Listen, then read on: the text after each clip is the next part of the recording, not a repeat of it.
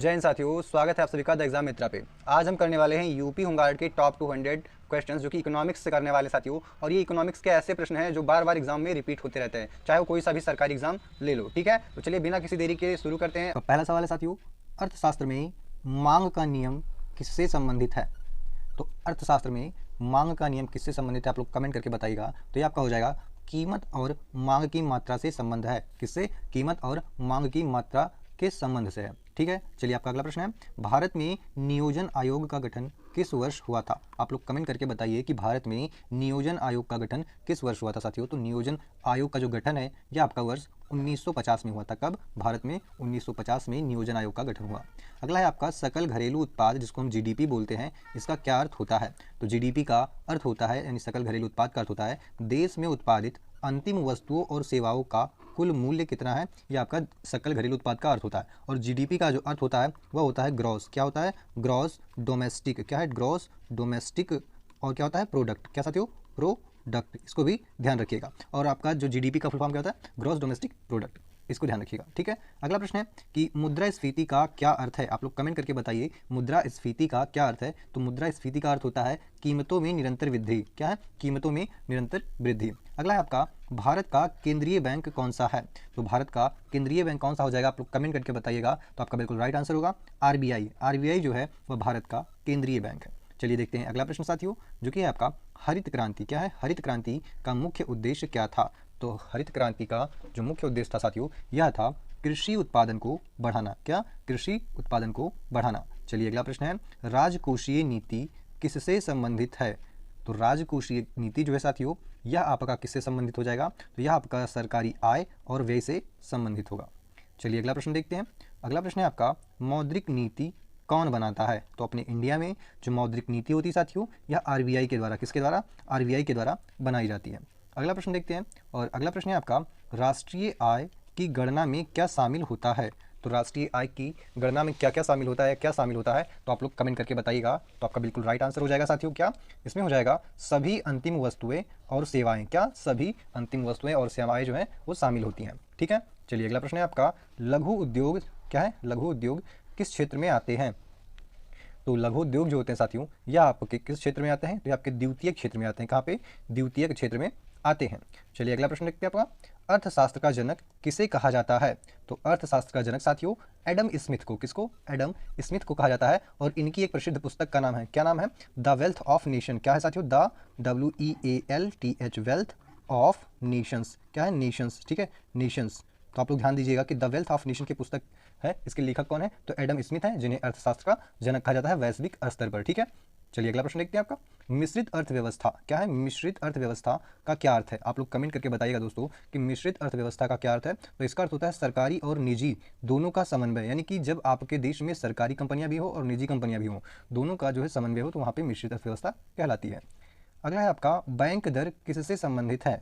तो बैंक दर जो होता है साथियों यह आपका किससे संबंधित होता है? तो यह आपका आरबीआई के द्वारा वाणिज्यिक बैंकों को दिया जाने वाला जो ऋण होता है उससे संबंधित होता है आपका बैंक दर। ठीक है, चलिए अगला प्रश्न है आपका राजस्व घाटा। क्या है? राजस्व घाटा किसका अंतर है? तो जो राजस्व घाटा होता है यह आपका राजस्व आय और राजस्व व्यय का अंतर होता है। किसका? राजस्व आय और राजस्व व्यय का, कि कितना आय हुआ है और कितना, मतलब कितनी कमाई हुई है और कितना खर्चा हुआ है, उन दोनों का अंतर होता है। ठीक है, अगला है आपका इस सेवी का मुख्य कार्य क्या है? तो सेवी का जो मुख्य कार्य साथियों यह पूंजी बाजार को नियंत्रित कर रहा है। क्या है? पूंजी बाजार नियंत्रण, यानी पूंजी बाजार पर नियंत्रित करना। ठीक है, अगला प्रश्न है आपका विदेशी प्रत्यक्ष निवेश यानी एफडीआई का क्या अर्थ होता है? तो विदेशी प्रत्यक्ष निवेश का अर्थ होता है, क्या होता है? आप लोग कमेंट करके बताइए। तो आपका बिल्कुल राइट आंसर होगा, इसका अर्थ होता है विदेशी पूंजी निवेश, यानी विदेशों से आने वाले हमारे देश में जो निवेश हो रहे हैं उनसे है। ठीक है, चलिए अगला प्रश्न देखते हैं। और अगला प्रश्न हो जाएगा आपका क्या है? गरीबी रेखा किससे संबंधित है? तो जो गरीबी रेखा है वह साथियों न्यूनतम आय के स्तर से संबंधित है। किससे? न्यूनतम आय स्तर से। अगला है आपका नीति आयोग की स्थापना कब हुई? तो नीति आयोग की स्थापना साथियों वर्ष 2015 में हुई थी। और नीति आयोग जो है इसने योजना आयोग की जगह ले ली। किसकी? योजना आयोग की स्थापना ले ली थी साथियों। ठीक है, यह प्रश्न भी बार बार पूछा जाता है कि नीति आयोग ने जो है किस आयोग की जो है जगह ले ली थी? तो यह योजना आयोग की जो है जगह इसने लिया था। और इसकी स्थापना कब हुई थी नीति आयोग की? 2015 में। चलिए अगला प्रश्न है आपका सार्वजनिक वितरण प्रणाली का उद्देश्य क्या है? तो सार्वजनिक वितरण प्रणाली का जो उद्देश्य होता है साथियों, यह होता है गरीबों को सस्ता अनाज उपलब्ध कराना। ठीक है, चलिए अगला प्रश्न है आपका, बचत का क्या अर्थ है? तो बचत का अर्थ होता है उपभोग के बाद बची आय, यानी हमारे पास जो आय हुई है उनमें से हमें जितनी जरूरत है उतनी यूज कर लें और बाकी का जो बच जाए उसे हम बचत बोलते हैं। ठीक है, अब आगे देखते हैं, काला धन किससे संबंधित है? काला धन किससे संबंधित है साथियों? तो जो काला धन होता है या अवैध धन से, किससे? अवैध धन से संबंधित है। अगला प्रश्न है, भारत में जीएसटी कब लागू हुआ? तो आप लोग अपना कमेंट करके बताइए आंसर क्या होगा। तो जो जीएसटी है साथियों भारत में या 2017 में, कब? 2017 में, और इसमें एग्जैक्ट डेट भी पूछ लेता है तो इसको मैं आपको बता देता हूँ। यह 1 जुलाई, कब साथियों? 1 जुलाई 2017 को, कब? 1 जुलाई 2017 को जो है जीएसटी लागू हुआ था आपका। चलिए अगला प्रश्न देखते हैं। अगला प्रश्न है आपका, बैंकिंग प्रणाली क्या है? बैंकिंग प्रणाली या फिर banking Lokpal, sorry banking Lokpal जो होता है यह किससे संबंधित है साथियों? तो जो बैंकिंग लोकपाल होता है यह बैंकिंग शिकायत निवारण से संबंधित होता है। किससे? बैंकिंग शिकायत निवारण से। चलिए अगला प्रश्न है, पूंजी निर्माण का क्या अर्थ होता है? तो जो पूंजी निर्माण है साथियों इसका अर्थ होता है अपने निवेश को बढ़ाना। क्या है? अपने निवेश को बढ़ाना। अगला प्रश्न देखते हैं, प्राथमिक क्षेत्र में क्या शामिल है? प्राथमिक क्षेत्र में क्या शामिल है? तो प्राथमिक में साथियों आपका कृषि हो जाता है। क्या? कृषि का आपका प्राथमिक हो जाता है। ये आपका बैंकिंग तृतीयक में हो जाता है, और जो परिवहन जो होता है ये भी तृतीयक में होता है, और व्यापार जो होता है साथियों ये भी आपका तृतीयक क्षेत्र में होता है। चलिए अगला प्रश्न है, तृतीय क्षेत्र में क्या शामिल है? तो तृतीय क्षेत्र में साथियों कौन सा शामिल हो जाएगा? जितनी भी प्रकार की सेवाएं होती हैं वो आपकी तृतीय क्षेत्र में शामिल होती हैं। और साथियों ये जो खनन हो गया आपका और विनिर्माण हो गया यह आपका द्वितीय क्षेत्र में होगा। कहाँ पे? द्वितीय क्षेत्र में, सेकंड क्षेत्र में बोल दीजिएगा। और जो कृषि होता है वो आपका प्राथमिक क्षेत्र में होगा। कहाँ पे? प्राथमिक क्षेत्र, आपको इसको फर्स्ट से याद रखिएगा। ठीक है, प्राथमिक क्षेत्र में। चलिए आगे देखते हैं। अगला है आपका, मानव विकास सूचकांक किस संस्था द्वारा जारी किया जाता है? तो मानव विकास सूचकांक है जो साथियों यह आपका यूएनडीपी के द्वारा, किसके द्वारा? यूएनडीपी के द्वारा जो है जारी किया जाता है। चलिए अगला प्रश्न देखते हैं आपका, अवमूल्यन किससे संबंधित होता है? तो अवमूल्यन का जो अर्थ होता है साथियों वह होता है मुद्रा का मूल्य घटना। क्या है? मुद्रा का मूल्य घटना। अगला प्रश्न है आपका, सकल राष्ट्रीय उत्पाद जिसको हम जीएनपी बोलते हैं में क्या शामिल होता है? तो सकल राष्ट्रीय उत्पाद साथियों जीएनपी जो होता है इसमें आपका क्या क्या शामिल होता है? तो इसमें विदेशी आय सहित कुल उत्पादन को शामिल किया जाता है। क्या? विदेशी आय सहित कुल उत्पादन को शामिल किया जाता है। चलिए अगला प्रश्न है आपका, भारतीय रिजर्व बैंक की स्थापना कब हुई? तो भारतीय रिजर्व बैंक की स्थापना जो है साथियों यह आपका वर्ष 1935 में, कब? वर्ष 1935 में हुई थी। अगला प्रश्न है आपका, मुद्रास्फीति की दर को मापने के लिए सामान्यतः किस सूचकांक का उपयोग किया जाता है? तो आप लोग कमेंट करके बताइएगा। बीबीआईपी प्रश्न है साथियों, बीबीआईपी यानी वेरी वेरी इंपॉर्टेंट क्वेश्चन है और एग्जाम में आने की 100% चांस है। तो मुद्रास्फीति जो है साथियों या मुद्रास्फीति की दर को मापने का जो सूचकांक होता है यह आपका होता है उपभोक्ता मूल्य सूचकांक। क्या है? उपभोक्ता मूल्य सूचकांक। अगला प्रश्न है आपका, बजट घाटा किसे कहा जाता है? तो बजट घाटा जो होता है साथियों यह किसे कहा जाता है? तो जब सरकारी व्यय सरकारी आय से अधिक हो जाए तो उसे हम बजट घाटा बोलते हैं। ठीक है, जब क्या हो जाए, व्यय जो है आपका वह आय से अधिक हो जाए तो उसे हम बजट घाटा बोलते हैं। ठीक है, ऐसा समझ लीजिएगा। अगला प्रश्न है आपका, नकद, क्या है? नकद आरक्षित अनुपात, यानी हम इसको शॉर्ट फॉर्म में CRR भी बोलते हैं, यह किसके द्वारा निर्धारित किया जाता है? तो नगद आरक्षित अनुपात जो है साथियों यह आपका आरबीआई के द्वारा, किसके द्वारा? आरबीआई के द्वारा निर्धारित किया जाता है। चलिए अगला प्रश्न है, मुद्रा आपूर्ति किससे संबंधित है? तो मुद्रा की जो आपूर्ति है साथियों यह अर्थव्यवस्था में उपलब्ध कुल धन से है। किससे है? अर्थव्यवस्था में उपलब्ध कुल धन से हो जाएगा आपका। चलिए अगला प्रश्न है आपका, अंतर्राष्ट्रीय मुद्रा कोष जिसे हम IMF बोलते हैं इसकी स्थापना कब हुई थी? तो अंतर्राष्ट्रीय मुद्रा कोष की स्थापना जो है साथियों यह आपका वर्ष 1944 में, कब? वर्ष 1944 में हुआ था। चलिए अगला प्रश्न है, खुला बाजार संचालन जिसे हम OMO बोलते हैं यह किस नीति का हिस्सा है? तो जो खुला बाजार संचालन है साथियों यह आपका जो है मौद्रिक नीति का, किसका? मौद्रिक नीति का एक हिस्सा हो जाएगा। चलिए अगला प्रश्न है आपका, बैंक का राष्ट्रीयकरण भारत में पहली बार कब हुआ? तो बैंकों का जो राष्ट्रीयकरण है साथियों भारत में प्रथम बार जो है आपका 1969 में, कब? 1969 में किया गया था। चलिए अगला प्रश्न है आपका, प्रत्यक्ष कर, क्या है? प्रत्यक्ष कर का उदाहरण कौन सा है? तो प्रत्यक्ष कर का जो साथियों उदाहरण हो जाएगा आपका आयकर हो जाएगा। आयकर कैसा कर है? एक प्रत्यक्ष कर है। बाकी सब ये दोनों कैसे हैं? अप्रत्यक्ष कर हो जाएंगे। ये तीनों हैं अप्रत्यक्ष कर हो जाएंगे। चलिए अगला प्रश्न है आपका, अप्रत्यक्ष कर का उदाहरण कौन सा है? तो साथियों अभी आपको बताया था कि ये जो है आयकर आपका प्रत्यक्ष कर है और संपत्ति का कर भी आपका प्रत्यक्ष कर है और कॉर्पोरेट कर जो होता है ये भी प्रत्यक्ष कर होता है। बट जो जीएसटी होता है साथियों, जीएसटी होता है या एक अप्रत्यक्ष कर होता है। कैसा कर होता है? अप्रत्यक्ष कर होता है। ठीक है, तो आपका ऑप्शन सी यहाँ पे बिल्कुल राइट आंसर हो जाएगा, जीएसटी। चलिए अगला प्रश्न है आपका, विदेशी व्यापार में, क्या है? विदेशी व्यापार में आयात का क्या अर्थ होता है? तो आयात का अर्थ होता है साथियों वस्तुओं का विदेशों से खरीदने। क्या है? वस्तुओं का विदेशों से क्रय या खरीदना। ठीक है, चलिए अगला प्रश्न देखते हैं आपका, विनिमय दर, क्या है साथियों? विनिमय दर किससे संबंधित है? तो विनिमय दर जो होता है साथियों यह आपका किससे संबंधित हो जाएगा? तो यह आपका एक मुद्रा का, क्या होता है? एक मुद्रा का दूसरी मुद्रा के सापेक्ष क्या मूल्य होता है उसे ही हम क्या बोलते हैं? विनिमय दर बोलते हैं। चलिए अगला प्रश्न है आपका, बचत और निवेश क्या है, बचत और निवेश समानता का सिद्धांत किससे संबंधित है। तो बचत और निवेश समानता का जो सिद्धांत होता है साथियों, ये आपका किससे संबंधित है, तो यह केन्स से संबंधित है। किससे, केन्स से संबंधित है। ऑप्शन बी आपका बिल्कुल सही जवाब होगा। चलिए अगला प्रश्न है आपका, राष्ट्रीय आय लेखांकन का मुख्य उद्देश्य क्या है। तो राष्ट्रीय आय लेखांकन का जो मुख्य उद्देश्य है दोस्तों, यह आपका हो जाएगा कौन सा, आर्थिक गतिविधियों का मापन। क्या हो जाएगा, आर्थिक गतिविधियों का मापन। ऑप्शन बी आपका सही जवाब होगा। चलिए अगला प्रश्न है आपका, आर्थिक विकास का क्या अर्थ है। आर्थिक विकास का क्या अर्थ हो जाएगा, तो आर्थिक विकास का अर्थ है साथियों, आय के साथ में जीवन स्तर में भी सुधार होना। यानी कि केवल आपकी आय नहीं बढ़ रही है, आपके जीवन स्तर में भी सुधार हो रही है, आपका जो व्यक्तित्व है वो निखर रहा है। तो ऑप्शन बी आपका यहाँ पे बिल्कुल ही सही जवाब हो जाएगा। चलिए अगला प्रश्न है आपका, सार्वजनिक क्षेत्र का नियंत्रण किसके पास होता है। तो सार्वजनिक क्षेत्र का जो नियंत्रण होता है यह आपका निजी व्यक्ति के पास होता है। सार्वजनिक क्षेत्र की बात की गई है ना, तो सार्वजनिक जो क्षेत्र होता है साथियों, इसका नियंत्रण सरकार के पास होता है। किसके पास, सरकार के पास होता है। और जो निजी कंपनियां होती हैं साथियों, निजी कंपनियां जो होती हैं उनका स्वामित्व किसके पास होता है, निजी व्यक्ति के पास होता है। ठीक है, चलिए अगला प्रश्न देखते हैं आपका, जो कि है निजी क्षेत्र क्या है, निजी क्षेत्र का नियंत्रण किसके पास होता है। तो निजी क्षेत्र का जो नियंत्रण है साथियों, ये आपका निजी व्यक्ति या निजी कंपनी के हाथ में होता है या उनके नियंत्रण में होता है। अगला है आपका, राजकोषीय घाटा किसका अंतर होता है। तो जो राजकोषीय घाटा है साथियों, यह आपके कुल व्यय और कुल आय का अंतर होता है उधार को छोड़कर। तो ऑप्शन ए आपका यहाँ पे सही जवाब हो जाएगा। चलिए अगला प्रश्न है आपका, विश्व व्यापार संगठन क्या है, WTO की स्थापना कब हुई। तो WTO की स्थापना जो है साथियों, यह आपका वर्ष 1995 में, कब, वर्ष 1995 में हुआ था। अगला प्रश्न है आपका, मुद्रा अस्फीति का क्या अर्थ है। तो मुद्रा अस्फीति का अर्थ होता है साथियों, कीमतों में गिरावट। क्या होता है, कीमतों में गिरावट। तो ऑप्शन बी यहाँ पे आपका सही जवाब हो जाएगा। चलिए अगला प्रश्न है आपका, उपभोग किससे संबंधित है। उपभोग किससे संबंधित है साथियों। तो जो उपभोग होता है यह वस्तुओं और सेवाओं के उपयोग से संबंधित है। किससे, वस्तुओं और सेवाओं के उपयोग से संबंधित हो जाएगा। अगला प्रश्न है आपका, बैंकिंग प्रणाली क्या होता है, बैंकिंग प्रणाली का मुख्य कार्य क्या है। तो बैंकिंग प्रणाली का जो मुख्य कार्य होता है साथियों, वह धन का लेन देन होता है। क्या होता है, धन का लेन देन। तो ऑप्शन बी आपका बिल्कुल ही सही जवाब हो जाएगा। अगला प्रश्न हो जाएगा आपका, राष्ट्रीय आय का आकलन भारत में कौन करता है। तो भारत में जो राष्ट्रीय आय होती है साथियों, इसका आकलन सांख्यिकी एवं कार्यक्रम क्रियान्वयन मंत्रालय के द्वारा किया जाता है। इसको साथियों शॉर्ट फॉर्म में आपको कभी कभी CSO देखने को मिल सकता है। क्या, CSO देखने को मिल सकता है या NSO देखने को मिल सकता है। ऑप्शन में आपको दोनों में से कुछ भी देखने को मिल सकता है शॉर्ट फॉर्म में, नहीं तो आपको ये लिखा मिल जाएगा।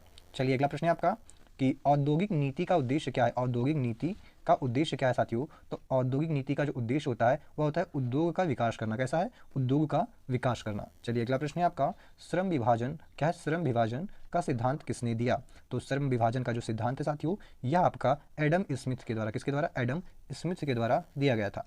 अगला है आपका, मांग की लोच किससे संबंधित है। मांग की लोच साथियों किससे संबंधित है। तो इसका जो संबंध है वह कीमत परिवर्तन के प्रति मांग की संवेदनशीलता से है। किससे, कीमत परिवर्तन के प्रति मांग की संवेदनशीलता से मांग की लोच का संबंध हो जाएगा। चलिए अगला प्रश्न है आपका, सीमांत उपयोगिता क्या है, सीमांत उपयोगिता का सिद्धांत किससे संबंधित है। तो साथियों सीमांत उपयोगिता का जो संबंध है, वो सिद्धांत है, इसका संबंध हो जाएगा आपका किससे, उपभोग से हो जाएगा। किससे हो जाएगा, उपभोग से हो जाएगा। तो ऑप्शन बी आपका यहाँ पे सही जवाब होगा।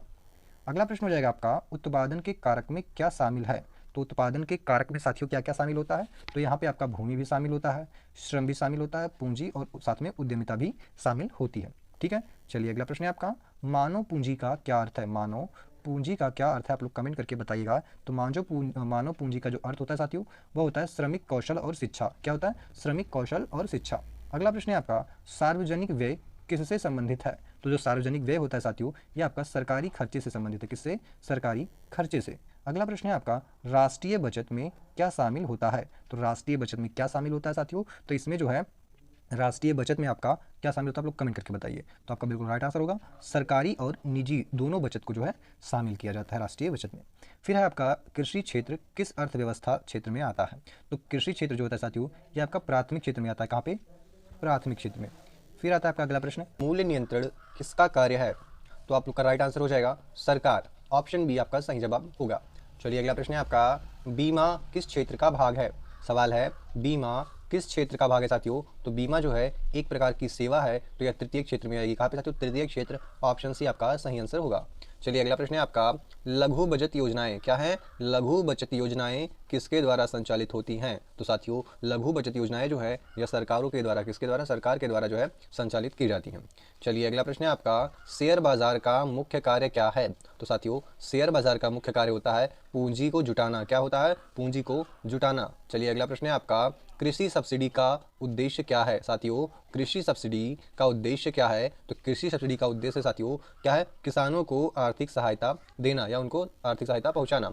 अगला है आपका, उत्पादकता का अर्थ क्या है? तो उत्पादकता का अर्थ होता है साथियों प्रति इकाई संसाधन उत्पादन। क्या होता है? प्रति इकाई संसाधन उत्पादन। अगला प्रश्न है आपका, बेरोजगारी का क्या अर्थ है साथियों? तो बेरोजगारी का क्या अर्थ होता है? काम करने की इच्छा होते हुए भी काम का ना मिलना ही बेरोजगारी कहलाता है।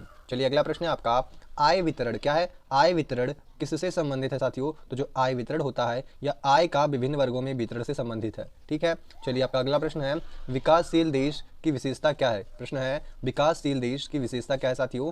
तो यहाँ पे क्या होता है आपका, जो विकासशील देशों की विशेषता होती है साथियों वो आपका हो जाएगा कौन सा? ठीक है, तो आपका जो राइट आंसर हो जाएगा साथियों वो हो जाएगा, क्या होगा?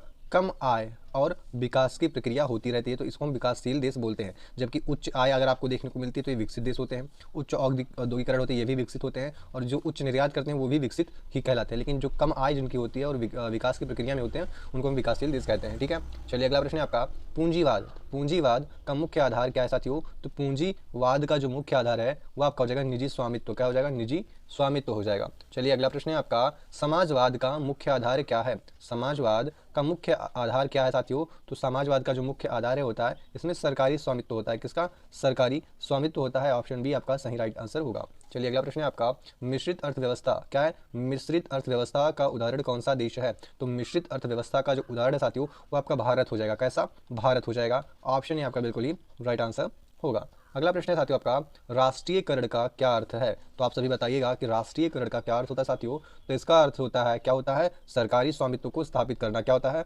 सरकारी स्वामित्व को स्थापित करना होता है राष्ट्रीयकरण। फिर आता है आपका निजीकरण का क्या अर्थ होता है साथियों? तो निजीकरण का अर्थ होता है जब कोई संपत्ति निजी हाथों में चली जाए, निजी स्वामित्व में चली जाए तो उसे हम निजीकरण कहते हैं। फिर आपका आता है साथियों उदारीकरण का क्या अर्थ होता है? तो उदारीकरण का अर्थ होता है साथियों, आप लोग बताइएगा कमेंट करके, आर्थिक नियंत्रण कम करना जो होता है इसी को हम उदारीकरण कहते हैं। ठीक है, चलिए अगला प्रश्न है आपका, वैश्वीकरण किससे संबंधित है साथियों? वैश्वीकरण किससे संबंधित है? तो जो साथियों वैश्वीकरण होता है यह एक प्रकार से क्या होता है, आप लोग कमेंट करके बताइएगा, तो यह एक प्रकार से अंतरराष्ट्रीय आर्थिक एकीकरण होता है। ठीक है, चलिए अगला प्रश्न है आपका, क्या है? बैंक दर नीति का उद्देश्य क्या है साथियों? तो बैंक दर नीति का जो उद्देश्य होता है आप लोग कमेंट करके बताइएगा, तो वो हो जाएगा आपका मुद्रा आपूर्ति नियंत्रित करना। ठीक है, तो ऑप्शन भी आपका बिल्कुल ही सही जवाब होगा। चलिए अगला प्रश्न साथियों, सार्वजनिक ऋण किससे संबंधित है? तो सार्वजनिक ऋण जो होता है साथियों यह आपका सरकार द्वारा लिया गया ऋण होता है। कैसा ऋण होता है? सरकार द्वारा लिया गया ऋण होता है। चलिए अगला प्रश्न है आपका, राजस्व प्राप्ति में क्या शामिल होता है? तो साथियों राजस्व प्राप्ति में आपका कर क्या होता है? कर और गैर कर आय जो होते हैं वो प्राप्त होते हैं। चलिए अगला प्रश्न है आपका कि क्या होते हैं केंद्रीय बजट? क्या होते हैं केंद्रीय बजट? यह किसके द्वारा प्रस्तुत किया जाता है साथियों? तो केंद्रीय बजट को आपका जो है यह किसके द्वारा किया जाता है प्रस्तुत? तो यह वित्त मंत्री के द्वारा प्रस्तुत किया जाता है। ऑप्शन सी आपका बिल्कुल ही राइट आंसर हो जाएगा। चलिए अगला प्रश्न साथियों आपका, क्या होता है? आर्थिक सर्वेक्षण किसके द्वारा जारी किया जाता है? तो आर्थिक सर्वेक्षण जो होता है यह आपका वित्त मंत्रालय के द्वारा जारी किया जाता है। ऑप्शन बी वित्त मंत्रालय आपका बिल्कुल ही सही जवाब होगा। चलिए अगला प्रश्न साथियों, उत्पाद शुल्क किस प्रकार का कर है? तो साथियों उत्पाद जो शुल्क होता है यह आपका एक अप्रत्यक्ष कर होता है। कैसा? अप्रत्यक्ष कर होता है। ऑप्शन बी आपका बिल्कुल ही सही जवाब होगा। चलिए आपका अगला प्रश्न है, सीमा शुल्क किससे संबंधित है? तो साथियों सीमा शुल्क जो होता है यह आपका किससे संबंधित हो जाएगा? तो यह आपका विदेशी व्यापार से संबंधित हो जाएगा। किससे? विदेशी व्यापार से। फिर आता है आपका अगला प्रश्न, उपभोक्ता अधिशेष क्या है? उपभोक्ता अधिशेष किससे संबंधित है साथियों? तो उपभोक्ता जो अधिशेष है यह आपका हो जाएगा राइट आंसर साथियों क्या होगा? तो यह बिल्कुल राइट आंसर हो जाएगा आपका कीमत और उपयोगिता से। किससे? कीमत और उपयोगिता से। चलिए अगला प्रश्न है आपका, उत्पादक अधिशेष। अब ध्यान दीजिएगा, उत्पादक यहाँ वहाँ पे उत्पादन था, यहाँ पे उत्पादक अधिशेष किससे संबंधित है साथियों? तो उत्पादक अधिशेष जो होता है यह आपका किससे संबंधित हो जाएगा? आप लोग कमेंट करके बताइएगा। तो यह उत्पादन लागत और कीमत से संबंधित है। ऑप्शन ए आपका बिल्कुल ही राइट आंसर होगा। चलिए अगला प्रश्न है आपका, लागत का क्या अर्थ है साथियों? तो लागत का अर्थ होता है किसी चीज के उत्पादन में खर्च किया गया धन या किया गया वे जो होता है उसे हम लागत कहते हैं। अगला प्रश्न है आपका, लाभ का क्या अर्थ है साथियों? तो लाभ का अर्थ क्या होता है? जब हम कुल आय में से कुल लागत को घटा दे और जो राशि शेष बच जाएगी उसे हम क्या बोलेंगे, लाभ बोलेंगे। ठीक है, चलिए अगला प्रश्न होता है आपका, न्यूनतम समर्थन मूल्य एमएसपी जो है वह कौन घोषित करता है साथियों। तो एमएसपी जो है यह आपका किसके द्वारा घोषित किया जाएगा, तो यह आपका भारत सरकार के द्वारा घोषित किया जाएगा। ऑप्शन सी आपका बिल्कुल ही राइट आंसर हो जाएगा। चलिए अगला प्रश्न है आपका, खाद्य सुरक्षा साथियों, खाद्य सुरक्षा किससे संबंधित है। तो जो खाद्य सुरक्षा होता है साथियों यह पर्याप्त भोजन की उपलब्धता से संबंधित है। ऑप्शन बी आपका राइट आंसर होगा। अगला प्रश्न है आपका, जनसंख्या वृद्धि, ठीक है, जनसंख्या वृद्धि का आर्थिक प्रभाव क्या है साथियों। तो जनसंख्या का जो वृद्धि है इसका जो आर्थिक प्रभाव है साथियों यह इससे होता है आपके संसाधनों पर दबाव या संसाधनों में कमी हो सकती है, आपकी भारी कमी हो सकती है। तो यहाँ पे ऑप्शन बी आपका बिल्कुल ही राइट आंसर हो जाएगा। चलिए अगला प्रश्न है आपका, मजदूरी साथियों, मजदूरी किस उत्पादन कारक का प्रतिफल है। तो मजदूरी जो होता है साथियों यह आपका जो है श्रम, क्या होता है, श्रम का जो है कारक का प्रतिफल है। ठीक है, आपने श्रम किया है तो आपको मजदूरी मिलेगी। चलिए अगला प्रश्न है आपका, किराया, ठीक है, किराया किस उत्पादन कारक का प्रतिफल है। तो साथियों जो किराया होता है यह आपको किस पे दिया जाता है, तो किराया आपको भूमि पे दिया जाता है। तो option A is the right answer. चलिए अगला प्रश्न है आपका, ब्याज साथियों, ब्याज किस उत्पादन कारक का प्रतिफल है। तो ब्याज जो होता है साथियों किस पे मिलती है हमें, तो पूंजी पे मिलती है। तो हम कह देंगे कि यह पूंजी कारक का प्रतिफल होगा। चलिए अगला प्रश्न देखते हैं साथियों, और अगला प्रश्न हो जाएगा आपका, क्या है, लाभ किस उत्पादन कारक का प्रतिफल है। तो साथियों जो लाभ होता है, हमें लाभ किस पे मिलता है, तो लाभ हमें उद्यमिता पे मिलता है। जब हम कोई कार्य करते हैं, कोई औद्योगिक कार्य करते हैं, पूंजी लगा के निवेश करके कुछ बनाते हैं और बेचते हैं, तो हमें उस पर जो प्रॉफिट होता है उसको हम बोलते हैं लाभ। लाभ किस पे मिलता है, उद्यमिता पे मिलता है। ठीक है, चलिए अगला प्रश्न है आपका, निवेश गुणक का सिद्धांत किसने दिया। तो साथियों निवेश गुणक का जो सिद्धांत है या केन्स के द्वारा दिया गया था, किसके द्वारा, केन्स के द्वारा दिया गया था। ठीक है,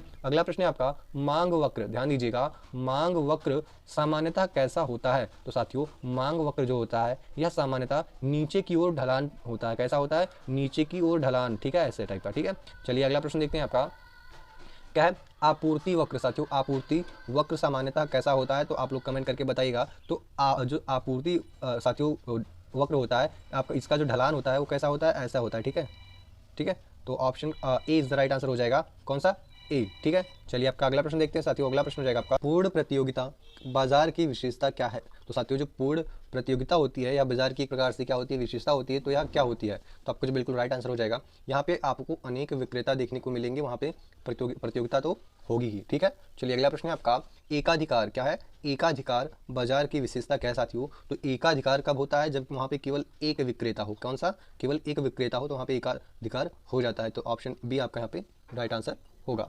चलिए आपका अगला प्रश्न है, अल्पाधिकार बाजार में क्या होता है। तो अल्पाधिकार साथियों बाजार में क्या होता है, तो जो आपका राइट आंसर हो जाएगा वह हो जाएगा कुछ विक्रेता। जब बाजार में कुछ विक्रेता हो तो उन्हें हम क्या कहते हैं, अल्पाधिकार बोला जाता है उसे बाजार में। ठीक है, अगला प्रश्न है आपका, मुद्रा का मुख्य कार्य क्या है। तो मुद्रा एक प्रकार से विनिमय का माध्यम है। क्या है, विनिमय का माध्यम हो जाएगी मुद्रा आपकी। ठीक है, चलिए आपका अगला प्रश्न है साथियों, कागजी मुद्रा कौन जारी करता है। ध्यान दीजिएगा, कागजी मुद्रा कौन जारी करता है। तो कागजी मुद्रा साथियों आरबीआई जारी करता है। कौन, आरबीआई जारी करता है। और जो सिक्के होते हैं साथियों जिनका ढलान होता है वह वित्त मंत्रालय के द्वारा किया जाता है। तो यहाँ पे ध्यान दीजिएगा। ठीक है, जब कागजी मुद्रा कही जाए तो आरबीआई पे टिक लगाएंगे, और जब पे सिक्कों की बात की जाए तो आप वित्त मंत्रालय पे लगाएंगे। ठीक है, चलिए आपका अगला प्रश्न है, साख निर्माण क्या है, साख निर्माण किसके द्वारा किया जाता है साथियों। तो साख निर्माण, शाखाओं का जो निर्माण होता है साथियों यह आपका वाणिज्यिक बैंकों के द्वारा, किनके द्वारा, वाणिज्यिक बैंकों के द्वारा किया जाता है। ऑप्शन बी आपका राइट आंसर होगा। अगला प्रश्न है आपका, जमा धन साथियों, जमा धन किस बैंकिंग कार्य से संबंधित है। तो जमा धन जो होता है साथियों यह एक प्रकार से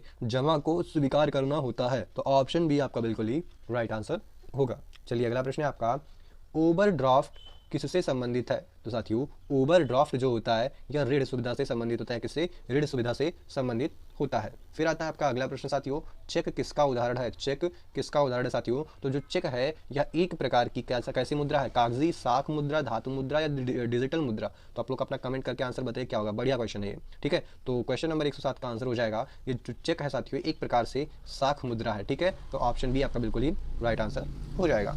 अगला प्रश्न आता है आपका, डेबिट कार्ड साथियों क्या है, डेबिट कार्ड किससे संबंधित है। तो डेबिट कार्ड में हम क्या करते हैं साथियों, क्या करते हैं, आप लोग कमेंट करके बताइएगा। तो डेबिट जो कार्ड है, डेबिट कार्ड है, इसका अर्थ हो जाएगा आपका बैंक खाता लेन देन। क्या हो जाएगा, बैंक खाता लेन देन। ठीक है, हम उस खाते से पैसे निकाल सकते हैं डेबिट कार्ड से। ठीक है, चलिए एक प्रश्न और देखते हैं। अगला है क्रेडिट कार्ड साथियों किससे संबंधित है। तो क्रेडिट कार्ड जो होता है आपका, आप लोग कमेंट करके बताइएगा। तो क्रेडिट कार्ड साथियों ये आपको ऋण सुविधा देता है। ठीक है, कैसा देता है, ऋण सुविधा देता है। आप चाहें तो पैसे जो है उधार लेके कुछ समय में उसको चुकता कर देंगे। ठीक है, अगला प्रश्न है आपका डिजिटल भुगतान किससे संबंधित है। तो डिजिटल भुगतान जो होता है साथियों यह आपका किससे संबंधित हो जाएगा, तो यह इलेक्ट्रॉनिक लेन देन से, किससे, इलेक्ट्रॉनिक लेन देन से संबंधित हो जाएगा डिजिटल भुगतान। तो ऑप्शन यहाँ पे बी राइट आंसर होगा। चलिए अगला प्रश्न साथियों आपका ई कॉमर्स किससे संबंधित है। ध्यान दीजिएगा, ई कॉमर्स किससे संबंधित है साथियों। तो क्वेश्चन 111 का आंसर क्या होगा। जो ई कॉमर्स होता है साथियों यह एक तरह का ऑनलाइन व्यापार होता है। कैसा, ऑनलाइन व्यापार होता है जो इंटरनेट के माध्यम से किया जाता है।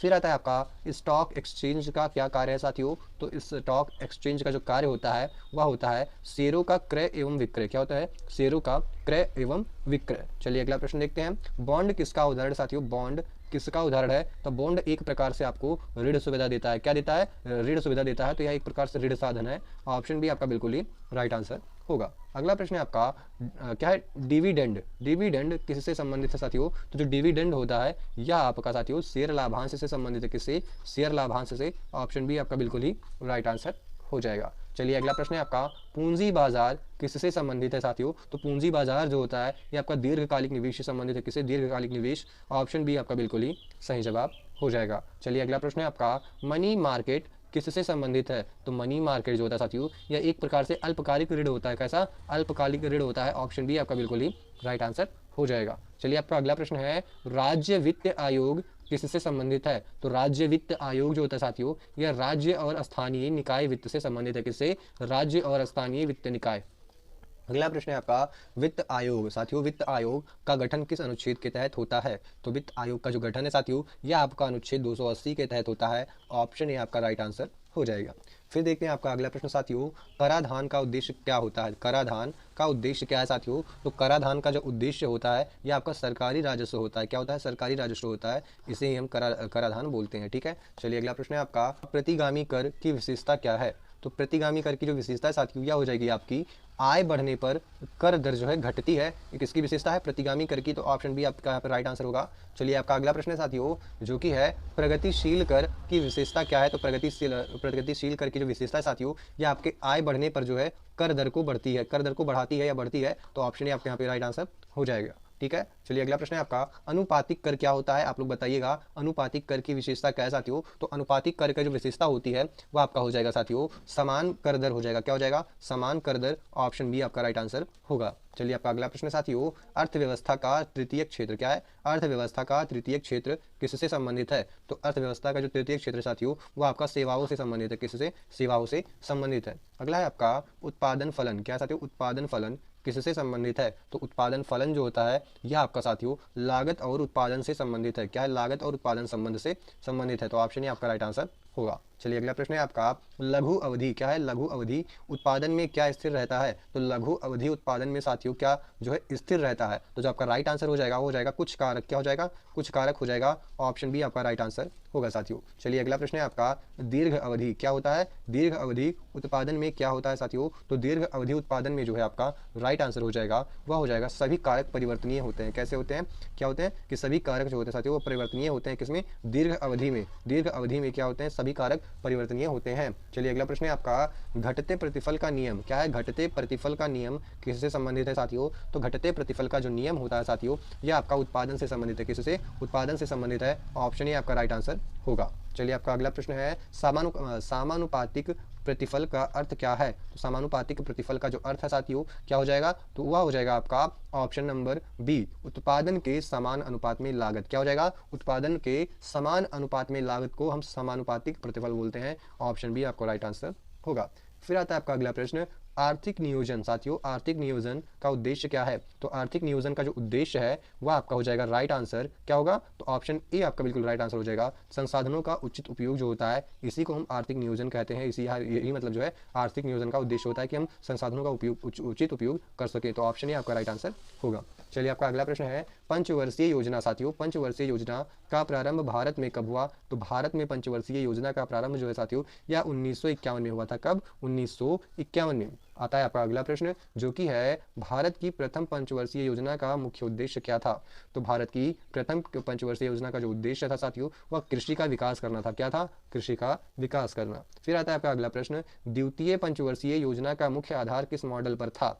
तो द्वितीय पंचवर्षीय योजना का जो मुख्य आधार था साथियों, यह आपका महाल क्या है, महाल नोबिस क्या है, महाल नोबिस मॉडल पे था। ठीक है, महाल नोबिस मॉडल पे था। ठीक है, तो ऑप्शन बी आपका राइट आंसर होगा। चलिए अगला प्रश्न है आपका, राष्ट्रीय विकास परिषद क्या है, राष्ट्रीय विकास परिषद की स्थापना कब हुई। तो राष्ट्रीय विकास परिषद की स्थापना जो है यह आपका क्या हो जाएगा, तो आपका जो राइट आंसर होगा वह हो जाएगा या 1952 में इसकी स्थापना हुई थी। राष्ट्रीय विकास परिषद की स्थापना 1952 में हुई थी। चलिए अगला प्रश्न है, योजना अवकाश यानी प्लान हॉलीडे किस अवधि में रहा। तो प्लान हॉलीडे जो है साथियों, ये आपका राइट आंसर हो जाएगा 1966 से 1969 के बीच रहा था। ऑप्शन ए आपका बिल्कुल ही राइट आंसर हो जाएगा। चलिए अगला प्रश्न है आपका, समान वेतन अधिनियम का संबंध किससे है। तो समान वेतन अधिनियम का जो संबंध है साथियों, वह आपका श्रमिक अधिकार से हो जाएगा। किससे? श्रमिक अधिकार से। ऑप्शन बी राइट आंसर हो जाएगा। फिर आता है आपका अगला प्रश्न, राष्ट्रीय ग्रामीण रोजगार गारंटी अधिनियम जिसको हम मनरेगा बोलते हैं, यह कब लागू हुआ था साथियों। तो यह जो है मनरेगा आपका 2005 में लागू हुआ था। ऑप्शन बी 2005 आपका बिल्कुल ही सही जवाब हो जाएगा। फिर आता है आपका अगला प्रश्न, प्रधानमंत्री जनधन योजना का मुख्य उद्देश्य क्या था। तो प्रधानमंत्री जनधन योजना का जो मुख्य उद्देश्य साथियों, वह आपका हो जाएगा औद्योगिक विकास को बढ़ाना। एक मिनट, नहीं, औद्योगिक विकास को नहीं, प्रधानमंत्री जनधन का योजना जो था साथियों, उसका जो राइट आंसर होगा वह आपका हो जाएगा वित्तीय समावेशन। वित्तीय समावेशन, ऑप्शन बी आपका जो भी बिल्कुल राइट आंसर हो जाएगा। ये जो औद्योगिक विकास है साथियों, इसमें हम क्या थे, मेक इंडिया क्या है, मेक इन इंडिया प्रोग्राम को चलाया गया था। इंडिया प्रोग्राम को चलाया था औद्योगिक विकास के लिए। ठीक है, डिजिटल इंडिया के लिए। ठीक है, तो चलिए अगला प्रश्न है आपका, जो कि हो जाएगा कि स्टार्टअप इंडिया क्या है, स्टार्टअप इंडिया योजना किस वर्ष प्रारंभ हुई। तो स्टार्टअप इंडिया योजना जो साथियों, ये आपका वर्ष 2016 में, कब, वर्ष 2016 में प्रारंभ हुई थी। अगला प्रश्न है आपका, मेक इन इंडिया अभियान का उद्देश्य क्या है। तो मेक इन इंडिया अभियान का जो उद्देश्य साथियों, वह आपका हो जाएगा औद्योगिक उत्पादन बढ़ाना। क्या हो जाएगा, औद्योगिक उत्पादन को बढ़ाना। ऑप्शन बी आपका जो है बिल्कुल राइट आंसर होगा। चलिए अगला प्रश्न है आपका, स्वच्छ भारत मिशन, ध्यान दीजिएगा, स्वच्छ भारत मिशन का आर्थिक प्रभाव क्या है। तो स्वच्छ भारत मिशन का जो आर्थिक प्रभाव है साथियों, वह हो जाएगा रोजगार सृजन। क्या हो जाएगा, रोजगार सृजन। ऑप्शन ए सही जवाब हो जाएगा। चलिए अगला प्रश्न है आपका, प्रधानमंत्री मुद्रा योजना किससे संबंधित है। तो प्रधानमंत्री मुद्रा योजना जो है साथियों, यह आपका सूक्ष्म एवं लघु उद्यम से संबंधित है। किससे?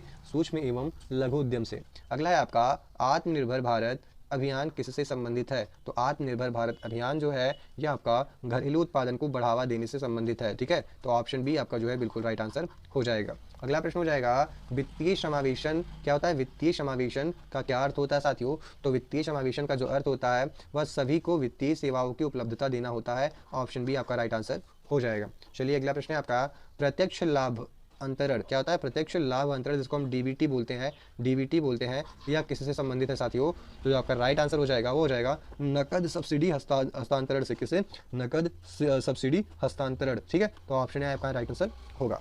अगला प्रश्न है आपका, डिजिटल इंडिया साथियों, डिजिटल इंडिया का आर्थिक उद्देश्य क्या है, आप लोग कमेंट करके बताएगा। तो डिजिटल इंडिया का जो आर्थिक उद्देश्य साथियों, वह होता है डिजिटल सेवाओं को बढ़ाना। ऑप्शन बी आपका बिल्कुल ही राइट आंसर होगा। अगला प्रश्न है आपका, राष्ट्रीय खाद्य सुरक्षा अधिनियम कब लागू हुआ। तो राष्ट्रीय खाद्य सुरक्षा अधिनियम साथियों, ये आपका वर्ष 2013 में लागू हुआ था। ऑप्शन सी आपका राइट आंसर हो जाएगा। चलिए अगला प्रश्न है आपका, जनसंख्या लाभांश साथियों का क्या अर्थ है। तो जनसंख्या लाभांश का अर्थ होता है कार्यशील आयु वर्ग की अधिकता। क्या होता है? कार्यशील आयु वर्ग की अधिकता। फिर आता है आपका अगला प्रश्न, सतत विकास का क्या अर्थ है। तो सतत विकास का अर्थ होता है साथियों पर्यावरण संतुलन सहित विकास। क्या होता है? पर्यावरण संतुलन सहित विकास, यानी पर्यावरण को बिना किसी कोई नुकसान पहुंचाए हम विकास करें, उसे हम सतत विकास बोल सकते हैं। ठीक है, चलिए अगला प्रश्न है आपका, मानव पूंजी निर्माण का मुख्य साधन क्या है। तो मानव पूंजी निर्माण का जो मुख्य साधन है साथियों, वो आपका शिक्षा और स्वास्थ्य हो जाएगा। क्या? शिक्षा और स्वास्थ्य हो जाएगा। चलिए अगला प्रश्न है आपका, सूक्ष्म वित्त किससे संबंधित है। तो सूक्ष्म वित्त जो है साथियों, यह आपका छोटे ऋण से संबंधित है। किससे? छोटे ऋणों से संबंधित है। ऑप्शन बी आपका राइट आंसर हो जाएगा। चलिए अगला प्रश्न है आपका, स्वर्ण मुद्रीकरण क्या, स्वर्ण मुद्रीकरण योजना किससे संबंधित है। तो स्वर्ण मुद्रीकरण योजना जो है साथियों, यह आपका सोना जमा करने से संबंधित है। किससे? सोने को जमा करना। आता है अगला प्रश्न, राष्ट्रीय निवेश एवं संरचना कोष जिसको हम NIIF बोलते हैं, यह किस वर्ष स्थापित हुआ। तो साथियों राष्ट्रीय निवेश एवं अवसंरचना कोष यह आपका 2015 में कब 2015 में स्थापित हुआ था। अगला प्रश्न है आपका स्मार्ट सिटी मिशन का उद्देश्य क्या है? तो इसका उद्देश्य है शहरी अवसंरचना का विकास करना। ठीक है, चलिए अगला प्रश्न देखते हैं आपका, प्रधानमंत्री फसल बीमा योजना कब शुरू हुई? तो साथियों प्रधानमंत्री फसल बीमा योजना आपका वर्ष 2016 में शुरू हुआ था। चलिए आपका अगला प्रश्न है, राष्ट्रीय कृषि बाजार जिसको हम ENAM बोलते हैं यह किससे संबंधित है? तो राष्ट्रीय कृषि बाजार जो साथियों यह आपका ऑनलाइन कृषि व्यापार से संबंधित हो जाएगा। अगला प्रश्न है आपका, वित्तीय स्थिरता का उद्देश्य क्या है? तो वित्तीय स्थिरता का जो उद्देश्य है साथियों यह आपका हो जाएगा कौन सा राइट आंसर? तो हो जाएगा आपका वित्तीय प्रणाली का स्थायित्व। क्या हो जाएगा? वित्तीय प्रणाली का स्थायित्व। ऑप्शन बी आपका जो है बिल्कुल राइट आंसर हो जाएगा। चलिए आपका अगला प्रश्न साथियों क्या है, बेसल मानदंड किससे संबंधित है? तो बेसल मानदंड जो है साथियों यह बैंकिंग विनियमन से संबंधित है। किससे? बैंकिंग विनियमन से संबंधित हो जाएगा। अगला प्रश्न है आपका, गैर निष्पादित संपत्ति जिसको हम NPA बोलते हैं यह किससे संबंधित है? तो गैर निष्पादित संपत्ति जो है साथियों आपका राइट आंसर हो जाएगा यह बैंक ऋणों से संबंधित है। किससे? बैंक ऋणों से संबंधित है। ऑप्शन बी आपका जो है बिल्कुल ही राइट आंसर होगा। अगला प्रश्न है आपका, कॉर्पोरेट सामाजिक उत्तरदायित्व जिसे हम CSR भी बोलते हैं यह किससे संबंधित है? तो CSR जो होता है कॉर्पोरेट सामाजिक क्या है उत्तरदायित्व साथियों यह कंपनियों की सामाजिक जिम्मेदारी से संबंधित है। किससे? कंपनियों की सामाजिक जिम्मेदारी से। अगला है आपका, इज ऑफ डूइंग बिजनेस किससे संबंधित है साथियों? तो यह व्यापार की सुगमता से संबंधित है। किससे? व्यापार की सुगमता से। अगला प्रश्न है आपका, राष्ट्रीय आय की गणना में कौन सी विधि शामिल होती है? तो राष्ट्रीय आय की गणना में साथियों कौन सी विधि शामिल होती है? तो आपका बिल्कुल राइट आंसर हो जाएगा साथियों इसमें उत्पादन विधि भी शामिल होती है, आय विधि भी शामिल होती है और व्यय विधि भी शामिल होती है। इन तीनों विधियों से जो है राष्ट्रीय आय की गणना किया जाता है। तो ऑप्शन डी आपका जो है बिल्कुल ही राइट आंसर हो जाएगा। अगला प्रश्न देखते हैं साथियों जो कि आपका उपभोग फलन का संबंध किससे है? तो उपभोग फलन का जो संबंध है साथियों यह आपका आय और उत्पादन से है। किससे? आय और उपभोग से, आय और उपभोग से, ध्यान दीजिएगा आय और उपभोग से है। ऑप्शन ए आपका बिल्कुल ही राइट आंसर हो जाएगा। अगला प्रश्न है आपका, सीमांत प्रवृत्ति उपभोग जिसको हम MPC बोलते हैं यह किससे संबंधित होता है? तो सीमांत प्रवृत्ति उपभोग जो होता है दोस्तों यह आपका किससे संबंधित होता है? तो यह अतिरिक्त आय उपभोग से संबंधित होता है। किससे? अतिरिक्त आय उपभोग से। अगला है आपका, सीमांत प्रवृत्ति बचत जो होता है MPS होता है यह किससे, इसका संबंध किससे होता है? तो आपका जो राइट आंसर होगा वह हो जाएगा अतिरिक्त आय बचत से होता है। ठीक है, वहाँ पे उपभोग था, यहाँ पे बचत है। फिर आता है आपका अगला प्रश्न, सकल स्थिर पूंजी निर्माण किससे संबंधित है साथियों? तो सकल स्थिर पूंजी निर्माण जो है यह आपका हो जाएगा निवेश से संबंधित। किससे? निवेश से संबंधित हो जाएगा। फिर आता है आपका अगला प्रश्न, अर्थव्यवस्था में पूंजी गहन तकनीक का अर्थ क्या है? तो अर्थव्यवस्था में पूंजी गहन तकनीक का जो अर्थ होता है साथियों वह आपका हो जाएगा पूंजी का अधिक उपयोग। क्या हो जाएगा? पूंजी का अधिक उपयोग। ठीक है, अगला प्रश्न है आपका, श्रम गहन तकनीक किससे संबंधित है? तो श्रम गहन तकनीक जो होता है यह आपका साथियों श्रम आधारित उत्पादन से संबंधित है। किससे? श्रम आधारित उत्पादन। ऑप्शन बी राइट आंसर होगा। चलिए आपका अगला प्रश्न है साथियों जो कि होगा, अवसर लागत का क्या अर्थ है? तो आपका राइट आंसर क्या होगा साथियों? तो अवसर लागत का अर्थ होता है, क्या होता है? सर्वोत्तम विकल्प का त्याग। क्या होता है? सर्वोत्तम विकल्प का त्याग। अगला है आपका, उद्यमिता का मुख्य कार्य क्या है? तो उद्यमिता का मुख्य कार्य क्या हो जाएगा? तो हो जाएगा जोखिम उठाना, टेक रिस्क। ठीक है, तो ऑप्शन सी आपका राइट आंसर होगा। अगला प्रश्न है आपका, मिश्रित खेती किससे संबंधित है? तो मिश्रित खेती साथियों यह आपका केवल फसल उत्पादन, फसल और पशुपालन, केवल पशुपालन या उद्योग। तो साथियों आपका राइट आंसर हो जाएगा फसल और पशुपालन जो है मिश्रित खेती से संबंधित है। ऑप्शन बी जो है आपका राइट आंसर होगा। अगला है आपका, सहकारी बैंक किस उद्देश्य से स्थापित किए जाते हैं? तो सहकारी जो बैंक होते हैं साथियों यह आपके किसान और छोटे व्यापारियों को ऋण देने के लिए स्थापित किए जाते हैं। तो ऑप्शन बी आपका बिल्कुल राइट आंसर होगा। अगला प्रश्न है आपका, क्षेत्रीय ग्रामीण बैंक हम जिसको RRB बोलते हैं की स्थापना कब हुई? तो क्षेत्रीय ग्रामीण बैंक की स्थापना साथियों यह आपका 1975 में हुआ था। कब? 1975 में। अगला प्रश्न है आपका, भारतीय स्टेट बैंक का गठन कब हुआ? तो भारतीय स्टेट बैंक का गठन जो है यह आपका 1955 में हुआ। कब? 1955 में हुआ था। अगला प्रश्न है आपका, सूक्ष्म लघु और माध्यम उद्यम जो होता है MSME यह किससे संबंधित होता है? तो जो आपका राइट आंसर हो जाएगा यह छोटे एवं मध्यम उद्योगों से संबंधित होता है। अगला प्रश्न है आपका, सार्वजनिक क्षेत्र उपक्रम किसके स्वामित्व में होते हैं? तो सार्वजनिक क्षेत्र उपक्रम जो होते हैं साथियों ये आपके सरकार के क्षेत्र में होते हैं। कहाँ पे? सरकार के स्वामित्व में होते हैं। चलिए आपका अगला प्रश्न है, निवेश का अर्थ क्या है साथियों? तो निवेश का अर्थ होता है आपका क्या हो जाएगा? तो बिल्कुल राइट आंसर हो जाएगा साथियों सरकारी हिस्सेदारी बेचना। विनिवेश क्या होता है, सरकारी हिस्सेदारी बेचना जो है आपका विनिवेश कहलाता है। क्या साथियों, विनिवेश कहलाता है। ठीक है, चलिए आपका अगला प्रश्न देखते हैं जो कि हो जाएगा राजकोषीय अनुशासन। ध्यान दीजिएगा, राजकोषीय अनुशासन किससे संबंधित है? तो राजकोषीय अनुशासन जो है साथियों यह आपका सरकारी व्यय नियंत्रण से संबंधित है। किससे? सरकारी व्यय नियंत्रण। ऑप्शन ए आपका बिल्कुल राइट आंसर होगा। चलिए अगला प्रश्न है आपका फ्रैक्शनल रिजर्व बैंकिंग किससे संबंधित है? तो फ्रैक्शनल रिजर्व बैंकिंग जो है साथियों यह आपका किससे संबंधित हो जाएगा? आंशिक नगद भंडारण से। ठीक है, तो ऑप्शन बी आपका बिल्कुल ही राइट आंसर हो जाएगा। चलिए अगला प्रश्न है आपका मुद्रा गुणक का संबंध किससे है? तो मुद्रा गुणक का संबंध साथियों हो जाएगा आपका बैंकिंग प्रणाली से। किससे? बैंकिंग प्रणाली से। चलिए अगला प्रश्न है आपका वित्तीय बाजार क्या है? वित्तीय बाजार का मुख्य कार्य क्या है? तो वित्तीय बाजार का जो मुख्य कार्य साथियों वह धन का आवंटन करना है। क्या है? धन का आवंटन करना होता है। अगला प्रश्न है आपका राजस्व व्यय का उदाहरण कौन सा है? तो राजस्व व्यय का जो उदाहरण हो जाएगा साथियों इसमें वो हो जाएगा वेतन भुगतान। क्या हो जाएगा? वेतन भुगतान। अगला प्रश्न है आपका पूंजीगत व्यय क्या है? पूंजीगत व्यय का उदाहरण कौन सा है? तो पूंजीगत व्यय का उदाहरण साथियों हो जाएगा आपका पुल निर्माण। क्या हो जाएगा? पुल का निर्माण। ऑप्शन सी आपका बिल्कुल राइट आंसर हो जाएगा। चलिए अगला प्रश्न है आपका निवेश पर प्रतिफल का क्या अर्थ है? तो निवेश पर प्रतिफल का जो अर्थ होता है साथियों वह होता है जगह निवेश से प्राप्त लाभ। क्या? निवेश से प्राप्त लाभ। ऑप्शन बी आपका राइट आंसर हो जाएगा। चलिए अगला प्रश्न है आपका शेयर पूंजी किससे संबंधित है? तो शेयर पूंजी जो होता है साथियों यह आपका स्वामित्व पूंजी से। किससे? स्वामित्व पूंजी से संबंधित है। ऑप्शन बी राइट आंसर होगा। अगला प्रश्न है आपका कंपनी अधिनियम क्या है? कंपनी अधिनियम किससे संबंधित है? तो कंपनी अधिनियम जो है साथियों यह कॉर्पोरेट शासन से संबंधित है। किससे? कॉर्पोरेट शासन से संबंधित है। अगला है आपका औद्योगिक क्रांति का आर्थिक प्रभाव क्या था? तो औद्योगिक क्रांति का आर्थिक प्रभाव हो जाएगा आपका साथियों कौन सा हो जाएगा? तो आपका बिल्कुल राइट आंसर हो जाएगा या औद्योगिक उत्पादन वृद्धि से है। किससे? औद्योगिक उत्पादन वृद्धि। ऑप्शन बी आपका राइट आंसर हो जाएगा। अगला प्रश्न है साथियों आपका उपभोक्ता संरक्षण अधिनियम किससे संबंधित है? तो उपभोक्ता संरक्षण अधिनियम जो होता है साथियों यह आपका उपभोक्ता अधिकार से संबंधित हो जाएगा। ऑप्शन बी बिल्कुल ही राइट आंसर होगा।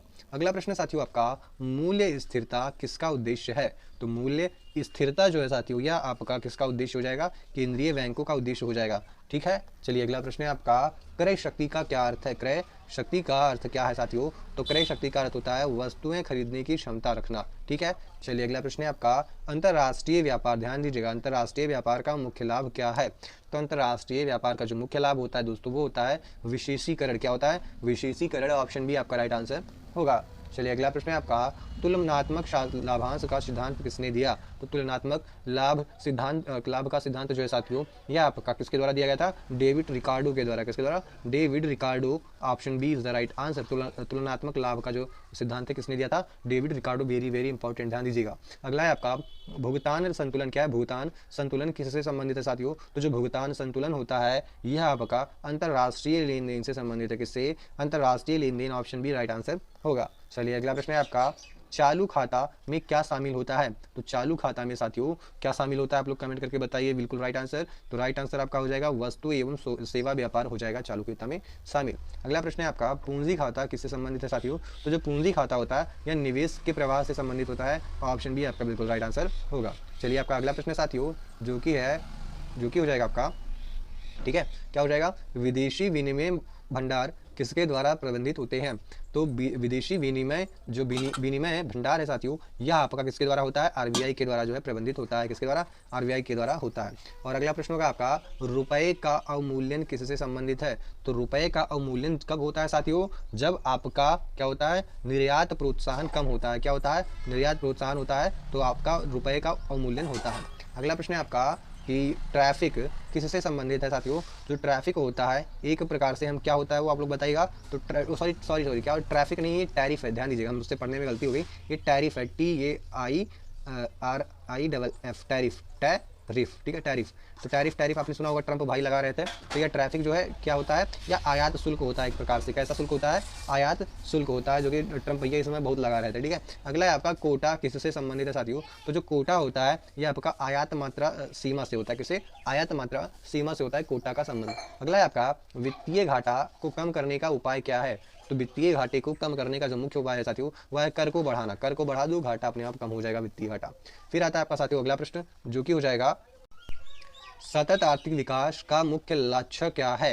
तो सतत आर्थिक विकास का जो मुख्य लक्ष्य है साथियों, वह हो जाएगा संसाधनों का संतुलित उपयोग। तो साथियों यहाँ पे हमारे इकोनॉमिक्स के टॉप 200 क्वेश्चंस कंप्लीट होते हैं जो किसी ना किसी एग्जाम में आ चुके हैं, चाहे वो आरआरबी के हो, कैसे आरआरबी के हो, चाहे एसएससी के हो, ठीक है। एसएससी में भी ऐसे प्रश्न इसमें से पूछे गए हैं, और क्या है इसमें यूपीएससी प्री में भी कुछ क्वेश्चन जो हैं आ चुके हैं, टू द पॉइंट, ठीक है। और ऐसे जो यूपी पुलिस होमगार्ड हो गए, यूपी पुलिस कांस्टेबल हो गए, एसआई, इन सभी से प्रश्नों को लिया गया है। तो ऐसे ही नेक्स्ट पार्ट हम लेने वाले हैं जो कि जियोग्राफी का होगा। कहाँ का साथियों? जियोग्राफी का हम नेक्स्ट पार्ट करने वाले हैं। उसमें टॉप 200 क्वेश्चन हम करेंगे साथियों, जिससे कि पता चलेगी कि आपकी तैयारी जो है कहाँ तक पहुंची है और जो क्वेश्चन के लेवल है आपको समझ में आएंगे, ठीक है। तो नेक्स्ट वीडियो आपसे मिस ना हो इसलिए हमारे चैनल को सब्सक्राइब करके रखिए, वीडियो को लाइक करिए, शेयर करिए, कमेंट करिए, और अच्छी लगी हो तो दोस्तों के साथ भी अपने शेयर करिए जो आपके क्लोज फ्रेंड्स हो, जिनको आप चाहते हैं कि अच्छे नंबर गेन करें, ठीक है। तो मिलते हैं नेक्स्ट वीडियो में, तब तक के लिए जय हिंद साथियों।